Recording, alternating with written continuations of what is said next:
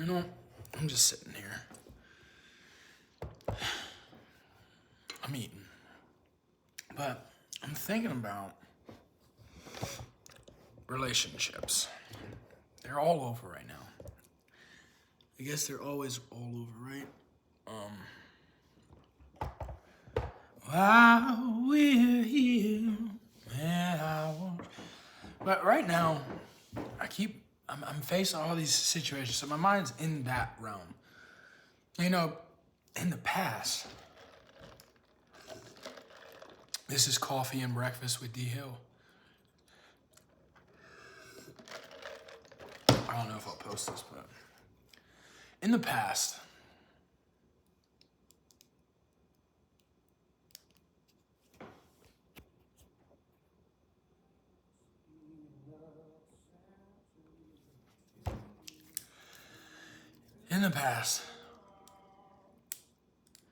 while we're here, it's terrifying. In the past, when it comes to relationships, if they're all around me, I don't want to be near them because I'm not a part of one. But now, I see it differently. Like, even when I say that, I'm like, well, you're a part of the best one. Like, it's obnoxious for me to hear people say, I date myself. Because they don't, I feel like most messages are not properly communicated with ourselves and with the world. And so it's like the thought of,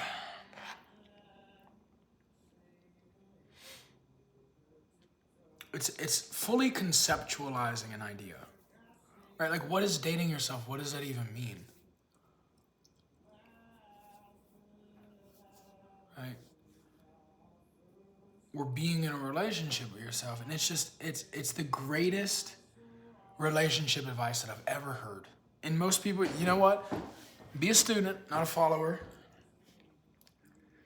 I've heard the people I want to be like have stated to be inspired by the successes, yet learn from the failures. And so I'm not a success story as far as relationships go. With myself, I am. So believe me, because I live it. And no matter what goes on in the external world, no matter what adversity strikes, the man that looks me in the eyes in the mirror, I don't know how that works. Dude's stellar. But I'm just sitting here, and typically, like, you see me tear up. I mean that. You know, in the past, I would have felt lonely. And now I just feel grace, and I'm so thankful that I get to continue to just grow. And it doesn't mean that if the most incredible woman in the world rocks my world tomorrow, like, I'm not going to jump in head first. It's not a fear. I don't believe it's based in fear because I'm ever growing. Like, I'm continuing to grow and I'm expanding. And so I don't think it could possibly be fear-based because that fear compromises, fear degrades, it tears down. Like, this is all, it's loving. It's just loving towards myself. It's not self-love. It's built upon self-respect, which then leaks into what we consider our self-worth. And then ultimately, like, do you love yourself? And it's a tricky thing, but it's respect for myself, you know? And I'm gonna eat some of my food because I don't want it to get cold.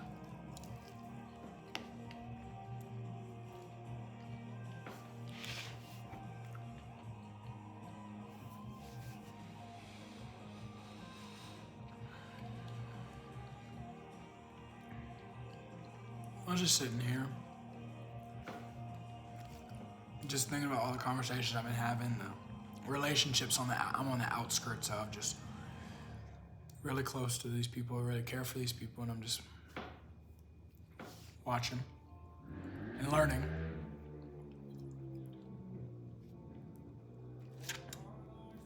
And I started to think about country music.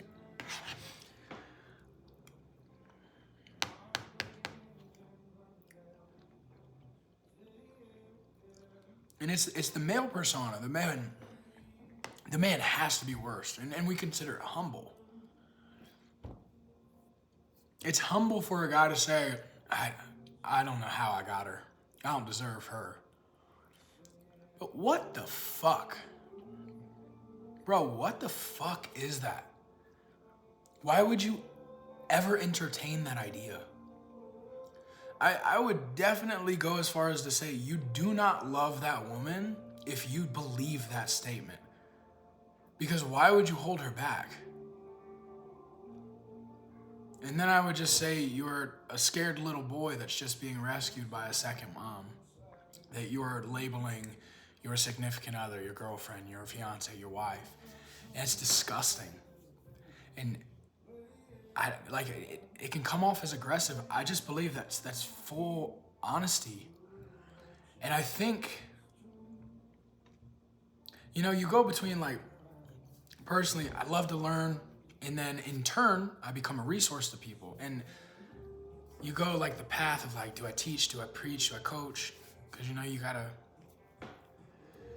old Maslow's hierarchy, that motherfucker, put that into existence. So you have to provide. So you use the gifts, the talents, the skills, and I love teaching.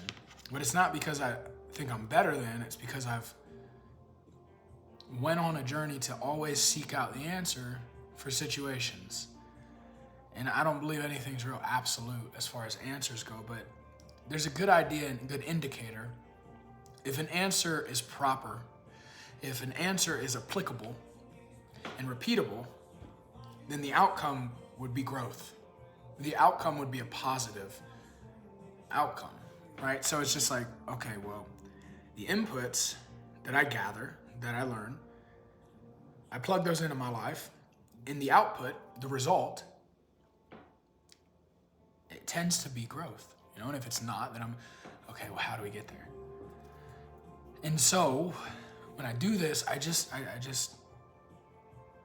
like to be a resource, So this is not indoctrination. I'm not trying to tell you, do this. But I am saying, attempt it and see if your life improves. And if it doesn't, well, God bless. All right. But it does for me, the things I'm doing. And I know it's not, just across the board gonna work. But I just say, try out the ideologies, try out the applications, see. There's no harm. I'm not telling you to be negative. Think about the things. Truth is based in, I believe, an expanding result. If that makes sense. To you. It makes sense to me. But the frustration of that audio, the mold that people have to step into. And when I speak, I'm more inclined to speak to men, boys, guys, gentlemen. The thing with the wiener between the legs. Because there's roles that you should play, right?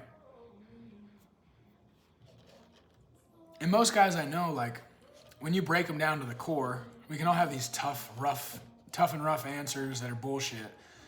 But most guys really just want to be a father and husband. They want to have a family.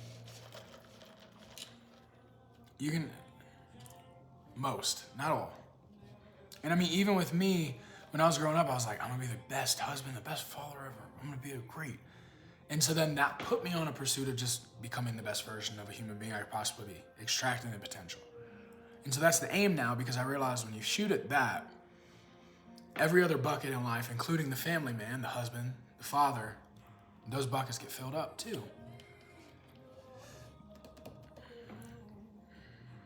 But it's awareness, right? If I step into a situation and I think a woman is better than me, why would I ever hold her back?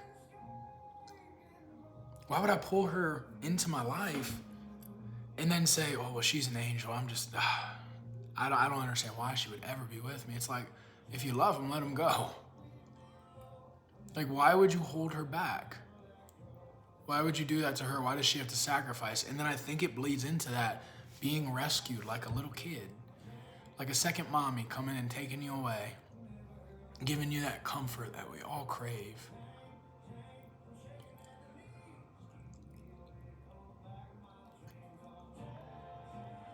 I'm not telling you to do anything.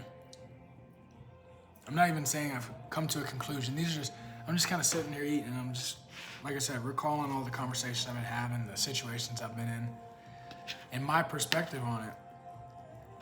And when I stumble on my perspective, I try to lean towards true. Right? It's so hard, it's so objective. Like, who made this? Right? I know you have an idea, but who made this? So you do that little game, and it's just like, well, truth is,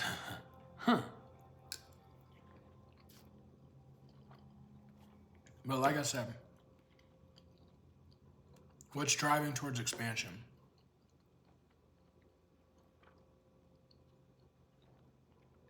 And there's more there, but I'll say that. And that's the truth I stumble on. Well, that's the truth I seek out very eagerly, test, and then define as my truth, or my opinion, or my beliefs.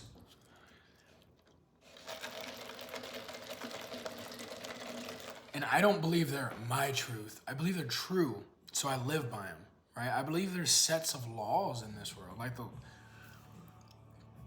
There's certain laws, right? And if you plug in place situations, it seems like these laws are pretty fire, pretty spot on. And they could just be coincidence no, they're not coincidence. I can't explain it yet. But I just try to operate by them, and I believe striving towards a true philosophy throughout.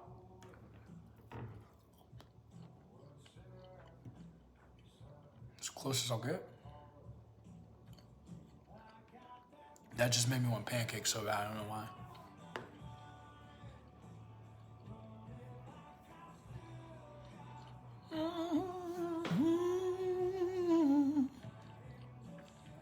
Yeah. No real end goal on this video. Thanks for sitting here for 12 minutes if you have, but just thinking, I'm just, get to places you've never thought you would ever get to in your head. And instead of accepting things as my beliefs, if my beliefs were absolute, if my beliefs were true, I'd probably be in the best possible position that I could design for my life. And I'm not yet. I love where I'm at here, and I really love that I'm able to connect these, and I believe that puts into the world an individual with high character, strong charactered individual, where they're the same person in front of you, the same person behind closed doors as they are in a group full of 1,000, in a group full of 10 very influential people. They're the same person. It's repeatable. They may communicate differently, they may serve differently, operate differently, but at their core, their character remains repeatable. And I feel like I've stepped into that in my life. Always improving. So I always say, I'm doing the best I know as of today, not the best I can, because that's bullshit. I just had an omelet with 5 eggs. Optimal would probably be 3. Right? It's a stupid example, but maybe you understand what I'm saying. You can always do better, right? But